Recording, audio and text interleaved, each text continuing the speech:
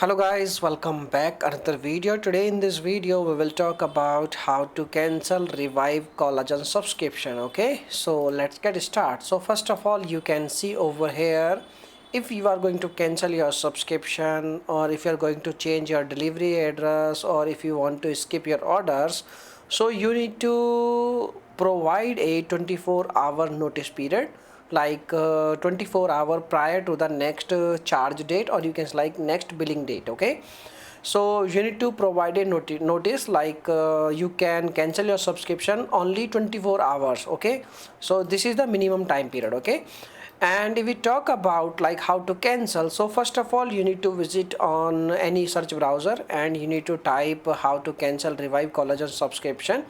And once you get first one result, you can click on this one, collagen help. And once you get on this, you need to click on this option like subscription. And you can see over here, when you click scroll down at the bottom side, you will see manage subscription option, or you can directly visit on the official website. Okay, and now you need to click on manage subscription. And once you click on manage subscription, you need to enter your email id, and you need to enter your password. What is your password and email id? Register email id.